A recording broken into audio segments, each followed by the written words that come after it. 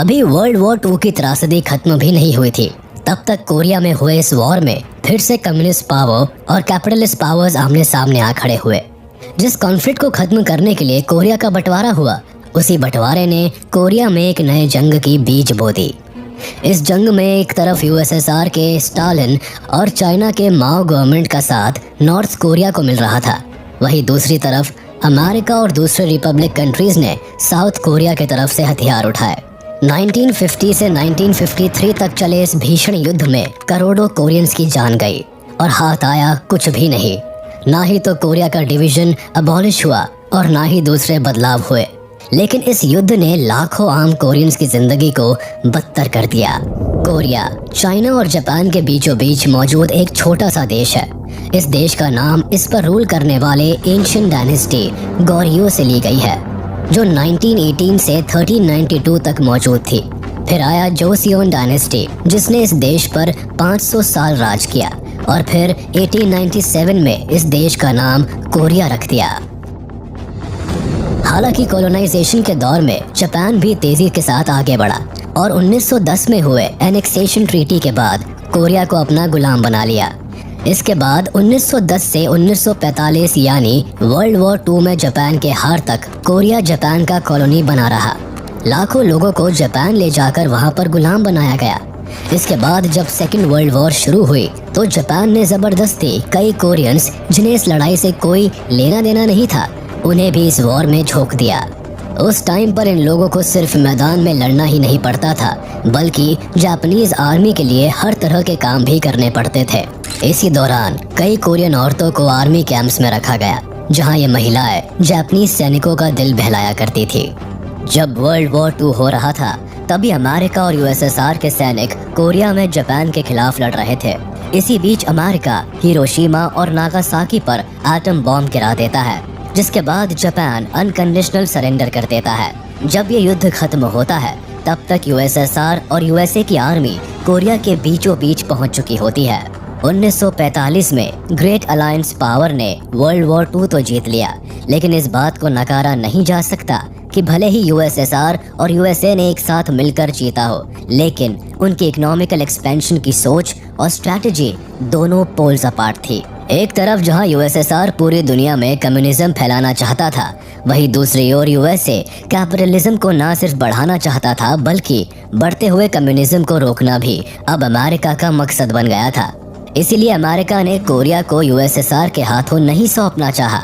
एक तो इन्हें कोरिया को स्टालिन के कम्युनिज्म से दूर रखना था, वहीं इन्हें ये डर भी था कि अगर यूएसएसआर ने कोरिया में एब्सोल्यूट कम्युनिज्म फैला दिया तो जापान को भी ये जल्दी ही कम्युनिज्म के चपेट में लेंगे। चूँकि जापान अमेरिका के लिए बहुत बड़ा मार्केट था, इसलिए उन्होंने बिना किसी कॉन्फ्लिक्ट के यूएसएसआर के साथ समझौता कर लिया। इसी समझौते के तहत अमेरिका ने साउथ कोरिया और यूएसएसआर ने नॉर्थ कोरिया पर अपना अधिकार कर लिया। हालांकि इस समझौते के तहत इन दोनों देशों को ही कोरिया को एक वक्त बाद आज़ाद कर देना था, लेकिन कम्युनिज्म और कैपिटलिज्म का कोल्ड वॉर भी इन्हीं दिनों शुरू हो गया। इन हालातों में ना तो यूएसएसआर ना ही यूएसए कोई भी कोरिया को छोड़ने को तैयार हो रहा था। कोल्ड वॉर को और मजबूत करने के लिए 1947 में अमेरिकन प्रेसिडेंट ने ट्रूमैन डॉक्ट्रिन लॉन्च किया, जिसका मकसद था कंटेनमेंट ऑफ कम्युनिज्म। अमेरिका ने दुनिया के सभी डेमोक्रेटिक कंट्री को किसी भी ऑथोरिटेरियन कंट्री के इन्वेजन से बचाने के लिए पॉलिटिकल, इकोनॉमिकल और मिलिट्री असिस्टेंस देने का वादा कर रखा था, और इन्होंने डेमोक्रेटिक कंट्रीज को सपोर्ट देना शुरू कर दिया।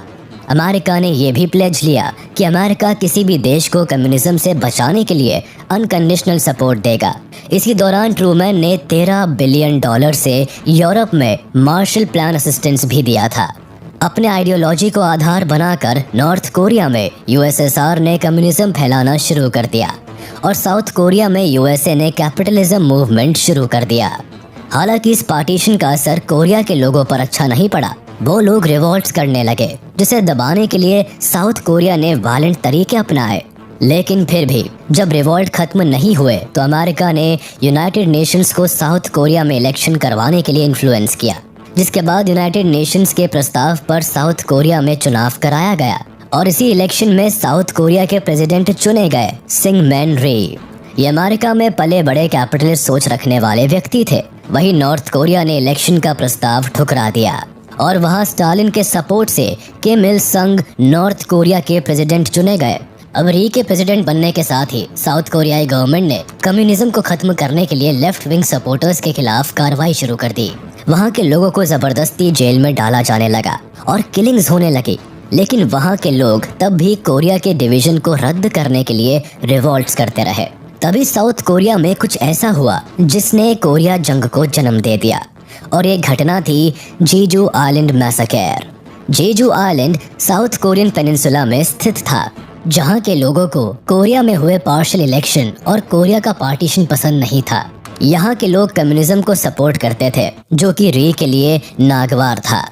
स्थिति तो 23 अप्रैल 1948 को बदतर हो गई, जब साउथ कोरियन प्रेसिडेंट री ने इस रिवॉल्ट को दबाने के लिए पुलिस मोबिलाइज कर दी और साथ ही वहां मार्शल लॉ भी लगा दिया। वहां बड़े स्तर पर मारकाट हुई।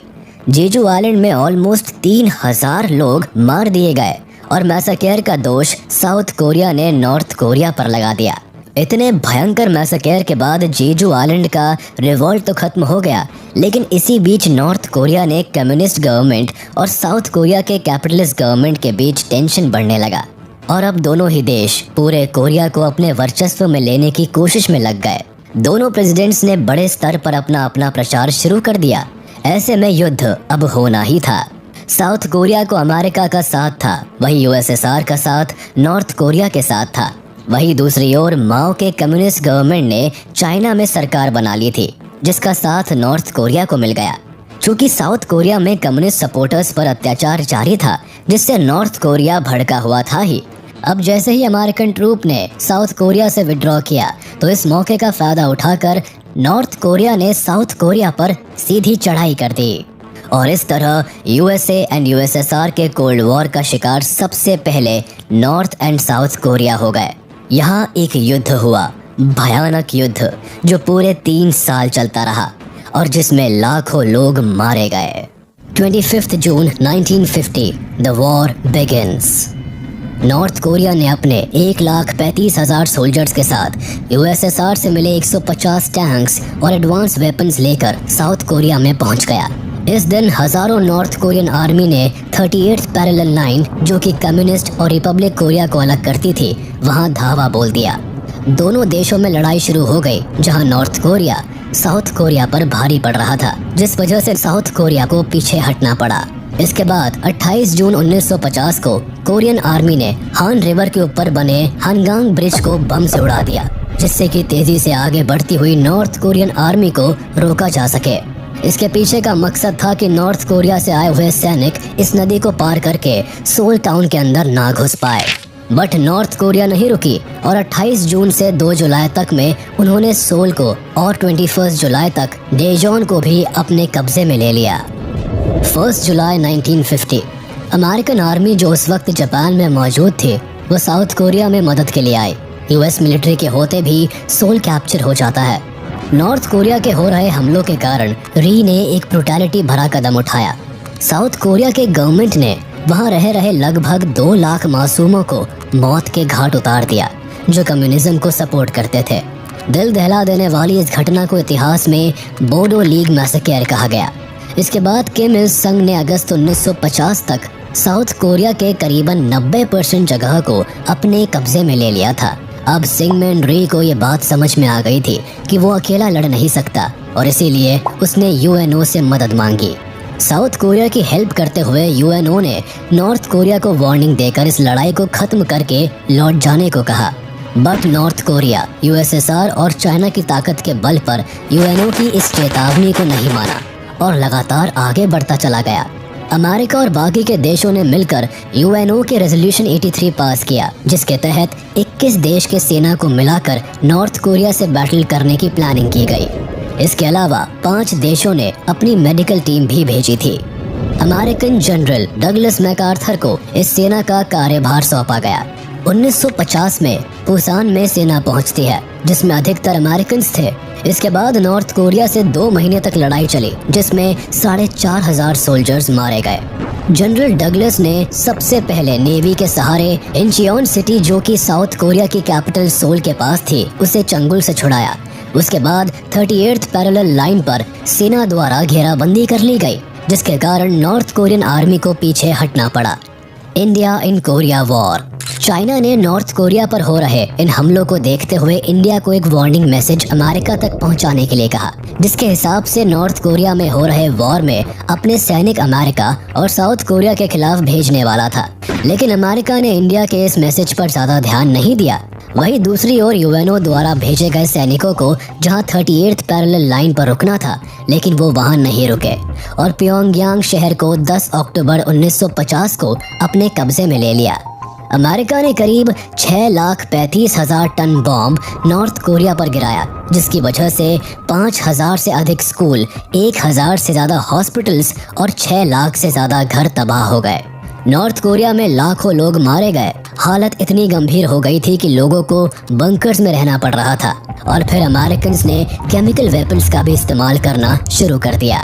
नतीजा ये हुआ कि चाइना ने जो वार्निंग अमेरिका को भेजी थी, उसी पर चलते हुए उसने अपने 1.5 लाख सैनिकों को यालू रिवर से भेजकर साउथ कोरियन और अमेरिकन फोर्सेस पर हमला कर देता है, जिसके कारण अमेरिका को पीछे हटना पड़ता है।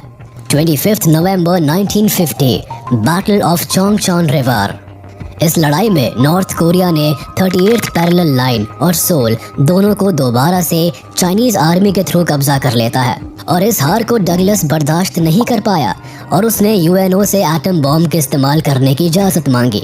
लेकिन अमेरिका और बाकी कंट्रीज ऐसा नहीं कर सकती थी। इसी वजह से डगलस की रिक्वेस्ट को कैंसिल करते हुए यूएनओ ने इस लड़ाई से उसे हटाकर उसकी जगह पर जनरल मैथ्यू रिजवे को लाया।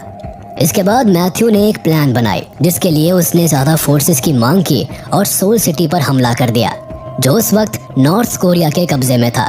इस लड़ाई में चाइना और नॉर्थ कोरिया ने अपने 8,000 सैनिकों को गंवाया। 7 मार्च 1951 ऑपरेशन रिपर। इस लड़ाई में अमेरिकन सेना ने बेतहाशा बमबारी की, जिसके बाद चाइना और नॉर्थ कोरिया के हजारों सैनिक मारे गए और अमेरिका ने भी अपने 500 से ज्यादा सैनिक गंवा दिए। 22 April 1951 Battle of Imjin River and 25 April 1951 Battle of Kapyong। In Wars को एक यादगार युद्ध के तौर पर देखा जाता है, क्योंकि इस टाइम पर अमेरिकन आर्मी कमज़ोर पड़ गई थी और तभी कैनेडियन लाइट इन्फेंट्री फोर्सेस ने आकर चाइना और नॉर्थ कोरिया को हराया था।